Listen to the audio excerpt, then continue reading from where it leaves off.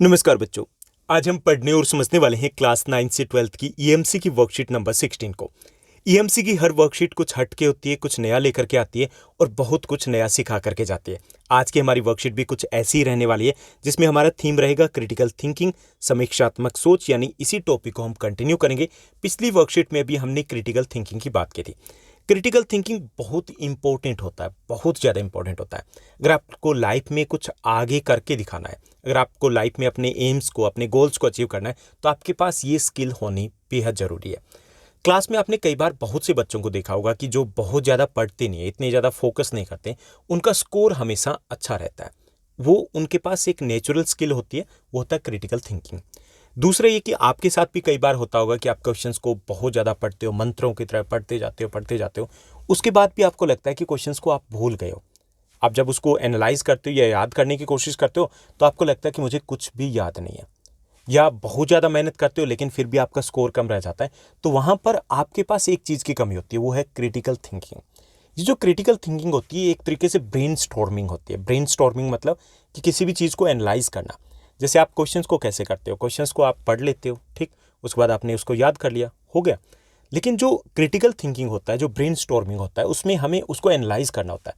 क्या, क्यों, कैसे, 3 क्वेश्चंस को हमें लगाना होता है। क्या हो रहा है, क्यों हो रहा है, कैसे हो रहा है। जब हमने उस कंसेप्ट को समझ लिया, तो पूरे लाइफ टाइम अगर हमें जब भी पूछा जाएगा, उस कंसेप्ट को हम अच्छे से एक्सप्लेन कर पाएंगे। और ये क्वेश्चंस किससे पूछने हैं? हमें खुद से पूछने हैं कि इसमें क्या बताया गया, और जो बताया गया वो क्यों बताया गया, और कैसे बताया गया। तो ये क्रिटिकल थिंकिंग होती है। तो ये प्रैक्टिकल लाइफ में भी हमें काम देगी। और अगर एकेडमिक्स में आपको अच्छा स्कोर करना है, जैसे हो सकता है कि 9th-10th के स्टूडेंट्स हो, तो यहाँ तक तो काम चल रहा, आपने क्रैम कर लिया, रट्टा लगा लिया। वैसे एग्जैक्टली आपको पता है रट्टा लगाना और बाकी चीज़ों में क्या डिफरेंस होता है? पता ही नहीं होता। हम सोचते नहीं, हम तो समझ के करें। समझ के करने का मतलब ये नहीं होता कि आप इंग्लिश में कर रहे हो, उसकी हिंदी समझ लिए, हो गया। समझ के करने का मतलब होता है कि उसके पीछे किंतु परंतु एक पट लगाना, क्या, क्यों, कैसे उनको लगाना। वही तो क्रिटिकल थिंकिंग होती है। और यही हमें लगाना होता है अपनी प्रैक्टिकल लाइफ में। प्रैक्टिकल लाइफ में जैसे आपके पास कई सारे मैसेजेस आते हैं, ऑफर आते हैं, आपका पास मैसेज आते हैं कि इसको आप 11 पर्सन्स को फॉरवर्ड कीजिए, आपको आईफोन मिलेगा। ओके, हम लग जाते हैं फॉरवर्ड करने। 11 किस में? ग्रुप में करना है, कर दिया हमने।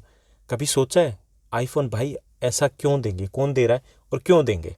ओके, बिजनेस करने के लिए बैठे, सोचती नहीं है। अगर नहीं सोचा है, it means that we are lacking the critical thinkings, हमारे पास है नहीं।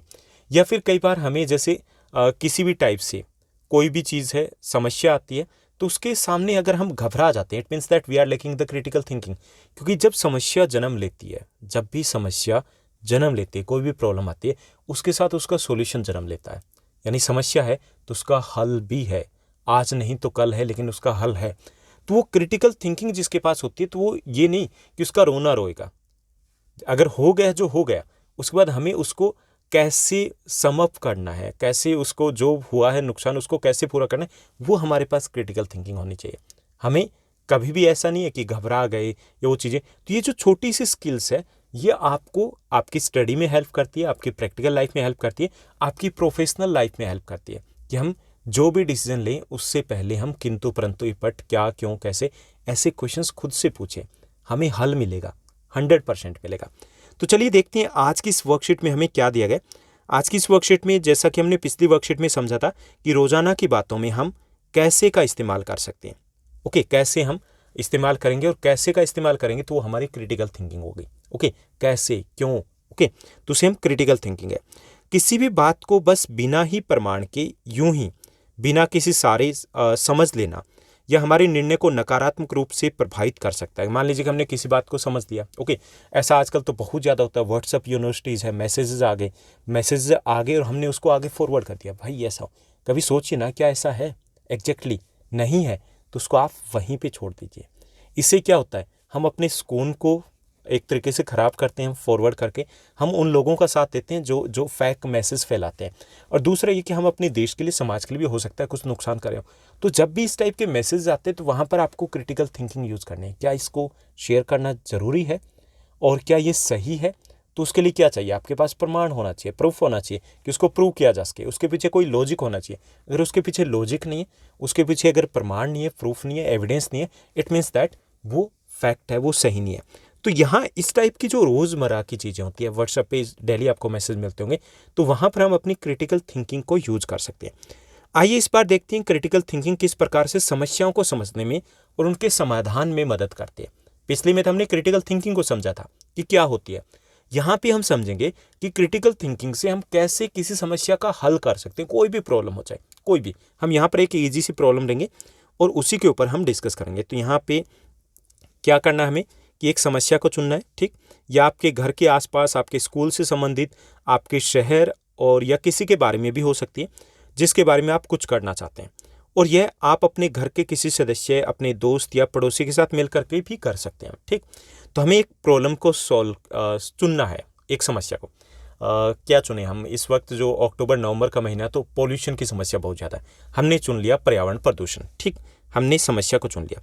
चुनने के बाद क्या करना है कि नेक्स्ट पेज पर हमें दिए गए एक चित्र दिया गया, तो वहाँ पे हमें सेंटर में उस समस्या को, इस प्रॉब्लम को लिखना है, ठीक। चलो लिख देंगे, वो तो बाद की बात है।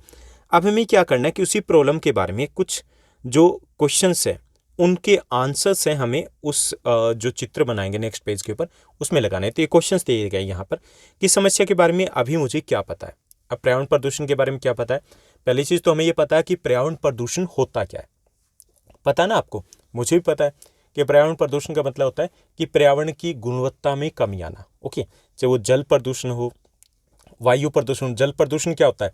जल की गुणवत्ता में कमी आना। वायु प्रदूषण क्या है? वायु की गुणवत्ता में कमी आना, उसमें हानिकारक केमिकल्स या गैस का मिल जाना, उसकी गुणवत्ता, क्वालिटी में कमी आती है ना, तो उसे हम बोलते हैं प्रदूषण। तो प्रदूषण क्या है ये हमें पता है। और क्या पता है? कुछ कारण भी पता है कि जनसंख्या वृद्धि हो रही है, जो पॉपुलेशन ग्रोथ हो रही है उससे पॉल्यूशन बढ़ता जा रहा है।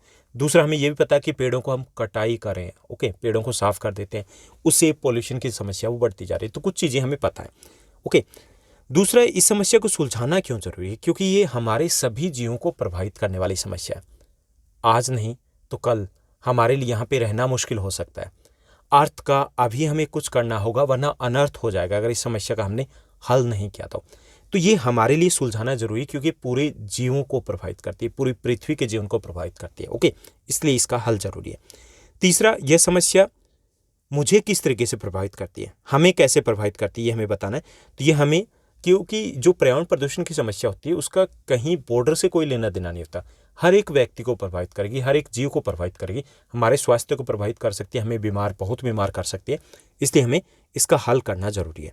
चौथा है, इस समस्या को अर्जेंटली सुलझाना हो या बाद में लिया जा सकता है। भाई बड़ी गंभीर समस्या ये, अभी नहीं तो कभी नहीं, अभी अर्जेंट बेसिस पर ही हमें इसके बारे में सोचना होगा।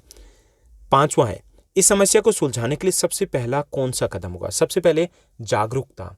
हमें सबसे पहले ये तो समझे ना, ये समस्या है, हमारी समस्या है और इसकी शुरुआत हमें करनी है, अपने घर से करनी है। तो ये पहला कदम होगा कि हमें इसके बारे में जानकारी प्राप्त करना, जागरूकता होनी चाहिए। हमें ये समझना होगा कि समस्या है, ये समझना होगा कि हमारी समस्या है, और ये समझना होगा कि इसकी शुरुआत, इसके समाधान की शुरुआत है वो घर से करनी होगी। तो इस आसान से कुछ प्रश्न है जिनका हमें आंसर देना है, ओके।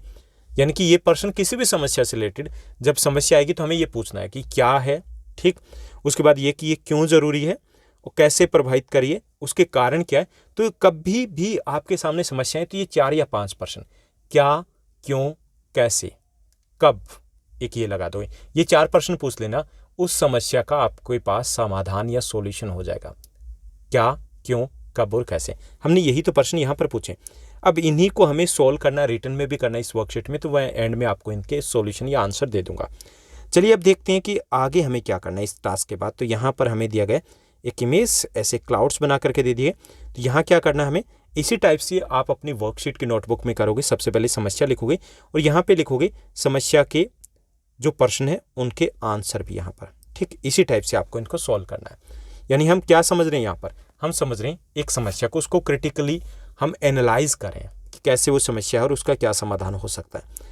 अब यहाँ देखिए कि इन प्रश्नों के बारे में सोचकर आपको अपनी समस्या को और बेहतर तरीके से समझने में मदद मिली, ये बताना है।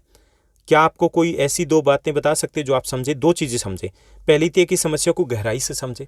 जब इन प्रश्नों का उत्तर दिया हमने ये समझा कि समस्या क्या है और उसके कारण क्या है, ये हमने समझा। दूसरा, हमने समझा कि इस समस्या का समाधान अगर करना है तो हम कर सकते हैं।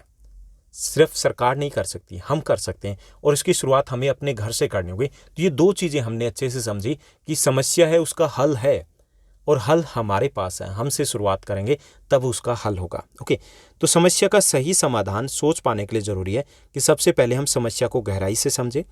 इस प्रक्रिया में क्रिटिकल थिंकिंग काम आती है, क्या, क्यों, कैसे, कब, ये चीज़ें काम आती है जब हम समस्या को समझ पाते हैं। और उसी के बाद हम समस्या के बारे में जब गहराई से सोचते हैं तो उससे जुड़ी हर जानकारी हम हासिल कर पाते हैं और समस्या के समाधान तक हम पहुंच पाते हैं। तो यहाँ पर हमने समस्या के बारे में जाना। अब यहाँ पे एक और केस स्टडी हम पढ़ते हैं ताकि हम समझ पाएँ कि क्रिटिकल थिंकिंग कैसे हमारे लिए हेल्पफुल होती है। तो एक और केस स्टडी दी गई।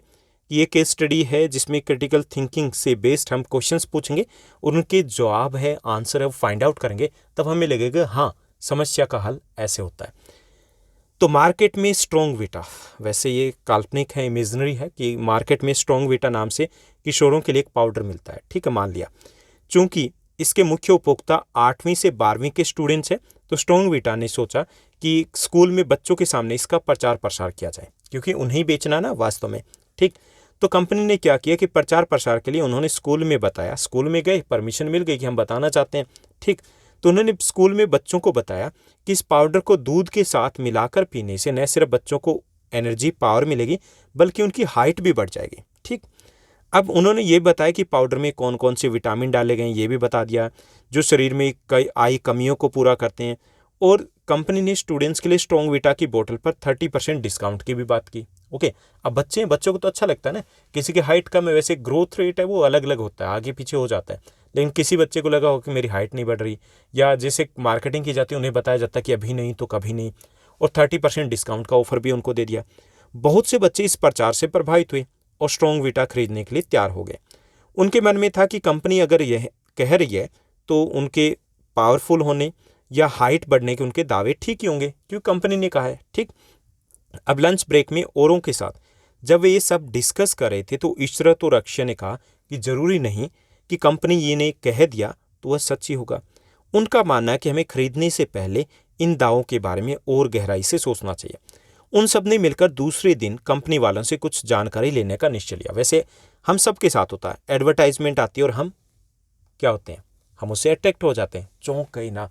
हर बार वो कोई भी, मान लीजिए कि सर्फ आता है और वॉशिंग पाउडर आता है और उसको हर बार नए नाम प्लस या कुछ और नाम दे दिया और उसके साथ वो उसको रिप्रेजेंट कर देते हैं और हम सोचते हैं कि नहीं चेंज हो गया, अब फेयर एंड लवली, गोरापन निखार पाइए 7 दिनों में। ऐसा होता है? प्रैक्टिकली नहीं होता, नहीं होता ना। अगर ऐसा होता तो शायद कुछ और कंट्रीज़ के IPL खेलने आते हैं वो ले जाते, नहीं होता। लेकिन क्या हमने कभी सोचा है कि प्रैक्टिकली होता कि नहीं है? क्या हमने किसी से पूछा है कि इससे कोई असर हुआ या नहीं हुआ? हम सोचते नहीं है। स्टेप अप, हाइट बढ़ाइए। अब उसके बारे में हाइट बढ़ाइए, या फिर हम जैसे बॉर्नविटा या हॉर्लिक्स की बात करते हैं तो इस प्रकार के जो प्रोडक्ट्स आते हैं, ये प्रोडक्ट्स कोविड के टाइम में कहाँ गायब हो गए थे, जो बताते हैं कि आपका स्टेमिना बढ़ेगा? इस वक्त गायब हो गए थे। मार्केट में स्टेमिना बढ़ने का कोई दावा ही नहीं कर रहा था। क्या हमने किसी से पूछा कि हाइट बढ़ती है? अगर हाइट बढ़ती शायद सचिन तेंदुलकर सबसे पहले इसको खरीदता। पैसे की कमी नहीं है, बाल उगाइए। काफ़ी सारे ऐसे ऐड आते हैं, बाल उगाइए। मुकेश अंबानी, अनिल अंबानी, बहुत पैसा, मोटा पैसा है, शायद सबसे पहले वो खरीद लेते हैं। तो यहाँ पे हम एनालाइज ही नहीं करते इन चीज़ों के बारे में, हम सिर्फ देखते हैं, खरीद लिया। इट मीन्स दैट वहीं पे हम लैग करते हैं अपनी क्रिटिकल थिंकिंग को। तो यहाँ पर भी दिया गया कि यहाँ पे अक्षय और इशरत के मन में ये आता है कि हाँ, सबसे पहले हम एनालाइज करते हैं क्या वास्तव में ऐसा कुछ है। तो यहाँ पे क्रिटिकल थिंकिंग के लिए हमें कुछ क्वेश्चंस दिए गए, चलिए देखते हैं। पहला कि स्ट्रॉन्ग वीटा कंपनी के दावे की विश्वसनीयता कि कितना डिपेंडेबल है, जानने के लिए आप उनसे कौन सी जानकारी लेंगे। तो 4 विकल्प दिए गए। पहला कि वो आंकड़े जिससे मार्केट में स्ट्रॉन्ग वीटा की बिक्री के बारे में पता चले, वो आंकड़े लेंगे। ओके, कि कितनी बिक्री हो रही है। भाई बिक्री, ये इंडिया है, कोई भी देश हो, बिक्री हर चीज़ की होगी, कुछ भी हो, अच्छा हो बुरा हो, हर चीज़ की बिक्री हो जाती है। दूसरा वो आंकड़ा जिसे स्टूडेंट्स इन दावों को मानते हैं, ये पता चलेगा। कि हम ये पूछें कि कौन मानता है, तो इससे भी कोई ऐसा प्रूव थोड़ी होता कि वो सही है। तीसरा कि वो आंकड़ा जिससे कि कितने लोग स्ट्रॉन्ग वीटा के उपयोग के बाद लंबे हुए, ये पता चलेगा। हम ये आंकड़े इकट्ठा करेंगे कि कितने लोगों की हाइट बढ़ी है, ये पता करेंगे। किसी की बढ़ी है ये हम देखेंगे, कितने लोगों की, 1% की, 2% की, 5% की, या फिर 0% की, तो इससे पता चलेगा। उसके बाद दूसरा, स्ट्रॉन्ग वीटा पीने से लंबे होने के दावे को समझने के लिए आप इनमें से क्या नहीं करेंगे। पहला, इस दावे से जुड़े स्टिक्स वालों की जानकारी इकट्ठा करेंगे। इस दावे को मानने वाले लोगों का डेटा इकट्ठा करेंगे और इस दावे से जुड़े विभिन्न तथ्य इकट्ठा करने की कोशिश करेंगे। तो क्या नहीं करेंगे? एक तो ये कि इस दावे से जुड़े तथ्यों को इकट्ठा तो करेंगे, हम डेफिनेटली करेंगे। ओके, इस दावे से जुड़े कुछ स्टिक सवाल हैं, उन पर जानकारी इकट्ठा करेंगे कि कैसे कह सकते हैं, क्या है, वो भी इकट्ठा करेंगे। लेकिन इस दावे को मानने वाले लोगों का डाटा इकट्ठा करने की कोई ज़रूरत नहीं है, क्योंकि उनके डेटा से क्या पता चलेगा, मान रहे हैं वो, अब उससे ये थोड़ी पता चला कि उन्होंने मान लिया तो वो सही हो गया। ओके, तो हम सेकंड है वो ऑप्शन हमारा रहेगा कि हम ये डेटा इकट्ठा नहीं करेंगे। तो ये थी हमारी आज की वर्कशीट, जो काफ़ी इजी थी, काफ़ी इंपॉर्टेंट थी। हमने समझा कि जो हमारी क्रिटिकल थिंकिंग है वो कैसे हमारे लिए इंपॉर्टेंट होती है। अब इसी पर बेस्ड जो हमने क्वेश्चंस ऊपर डिस्कस किए थे, उनको एक एक करके सॉल्यूशन हम रिटर्न में भी आपको दे रहे हैं। तो यहाँ पे पहला जो हमारा क्वेश्चन रहेगा, अपने आसपास से एक समस्या चुन करके हमें लिखनी है। तो हमने कौन सी समस्या को चुना था? हमने चुना अपने आसपास से पर्यावरण प्रदूषण की समस्या को चुना। ठीक, अब उससे रिलेटेड हमने 5 क्वेश्चंस के भी आंसर दिए। तो उसके बाद दूसरा हमारा प्रश्न था यहाँ पर कि समस्या के बारे में अभी मुझे क्या पता है। तो अभी मुझे ये पता है कि पर्यावरण प्रदूषण का अर्थ होता है पर्यावरण की गुणवत्ता में कमी होना, उसकी क्वालिटी में कमी होना, और मुझे पर्यावरण प्रदूषण के कुछ कारण भी पता है, जैसे जनसंख्या वृद्धि, वनों की कटाई इत्यादि। ठीक, ये हमें पता है। जो हमारा दूसरा प्रश्न वहाँ पर दिया गया, यहाँ पर है हमारा ये तीसरा प्रश्न, ये दिया गया कि इस समस्या को सुलझाना क्यों जरूरी है। तो पर्यावरण प्रदूषण की समस्या एक गंभीर समस्या जो समस्त जीवन को प्रभावित करती है, समस्त जीवों को प्रभावित करती है, हमें बहुत बीमार कर सकती है, इसलिए इस समस्या को सुलझाना आवश्यक है। चौथा हमारा प्रश्न यहाँ पर दिया गया कि यह समस्या आपको किस तरीके से प्रभावित करती है। तो प्रदूषण की समस्या प्रत्येक जीव को प्रभावित करती है, यह सभी के स्वास्थ्य को प्रभावित करती है, इसलिए इस समस्या का समाधान आवश्यक हो जाता है। पांचवा हमारा प्रश्न रहेगा कि जिसको इस समस्या को अर्जेंटली सुलझाना होगा या बाद में किया जा सकता है, ये हमें बताना है। ओके, इस समस्या को हमें अर्जेंटली सुलझाना या फिर बाद में भी हम इसको सुलझा सकते हैं। ये एक गंभीर समस्या है जिसको कल पर नहीं टाला जा सकता, इसलिए इस समस्या को हमें अर्जेंटली सुलझाना होगा, क्योंकि पर्यावरण प्रदूषण की समस्या एक गंभीर समस्या है और अगर हम इसका समाधान नहीं करेंगे तो ये समस्या बढ़ती जाएगी। तो अभी हमें सोचना होगा। उसके बाद छठा हमारा प्रश्न रहेगा। छठा प्रश्न दिया गया कि इस समस्या को सुलझाने के लिए सबसे पहले कौन सा कदम उठाना होगा, ये हमें बताना है। तो इस समस्या को सुलझाने के लिए जन जागरूकता आवश्यक है, लोगों में अवेयरनेस होनी चाहिए और इसकी शुरुआत हमें अपने घर से करनी होगी, खुद से करनी होगी, तभी हम एग्जाम्पल सेट कर पाएंगे और एक एक करके ही तो धीरे धीरे हम इस समस्या का समाधान कर पाएंगे। उसके बाद सातवां हमारा प्रश्न रहेगा जो इस वर्कशीट पर बेस्ड है कि इन प्रश्नों के बारे में सोचकर आपको अपनी समस्या को और बेहतर तरीके से समझने में क्या मदद मिली है। इन प्रश्नों के आधार पर जो हमने क्रिटिकल थिंकिंग के लिए पूछे, कब, क्या, क्यों, कैसे, कहाँ। ओके, तो पहला, इस समस्या को गंभीरता से समझने से हमें इस समस्या को गंभीरता समझने में मदद मिली है, पहली चीज। दूसरा, इससे समस्या के समाधान तक पहुंचने में मदद मिली है कि इसका समाधान कहाँ हो सकता है। जहाँ पे समस्या का कारण है वहीं समाधान होता है, यानी हम ही समाधान कर सकते हैं। ओके, तो ये थी हमारी आज की वर्कशीट। आई होप सब कुछ आपको अच्छे से समझ में आया होगा। आपको ये वीडियो अगर अच्छी लगी तो इस वीडियो को लाइक और शेयर जरूर कीजिएगा। और हाँ, ये जो ईएमसी की वर्कशीट होती है, जितनी भी वर्कशीट है आपकी, वर्कशीट नंबर 1 to 27 तक लास्ट ईयर आई थी, वो सेम ही चल रही है। लास्ट ईयर की वर्कशीट हम ऑलरेडी आपके साथ शेयर कर चुके हैं, तो वहीं पर उसी सेम प्लेलिस्ट में वो वर्कशीट मिल जाएगी, तो आप एडवांस में भी कर सकते हैं उन वर्कशीट को। और इस बार हम दोबारा से रिपब्लिश भी करें। ओके, और इसके साथ साथ 2 दिन पहले ही एक वीडियो शेयर किया मैंने, आप सभी के लिए बहुत इंपॉर्टेंट है, how to score 100% in boards. चाहे आप 9th के हो, 10th के हो, 11th के हो, 12th के स्टूडेंट्स हो, कि बोर्ड्स एग्जाम में हमें 100% स्कोर कैसे करना है। हम बहुत मेहनत करते हैं, पूरा साल मेहनत करते हैं, लेकिन वहाँ पे छोटी छोटी जो गलतियाँ हैं वो कब करते हैं, एग्जाम से जस्ट पहले। जैसे ये जो आपके 20 डेज है, बहुत इंपॉर्टेंट है। ओके, तो इन 20 डेज में कुछ डूज हैं, कुछ डोंट्स हैं, कुछ चीज़ें करनी है, कुछ नहीं करनी है। तो क्या कुछ है, वो 11 टिप्स मैंने यहाँ पर शेयर किए हैं। तो इस वीडियो को भी आप देख सकते हो। कहाँ पर मिलेगी आपको? ज्योग्राफी ग्रुप प्लेलिस्ट में जाकर के आप इसको, ज्योग्राफी ग्रुप स्पेशल प्लेलिस्ट में जाकर के आप इसको सर्च कर सकते हो। तो आज के लिए बस इतना ही। Thank you, bye bye, have a nice day. मिलते हैं नेक्स्ट वीडियो में।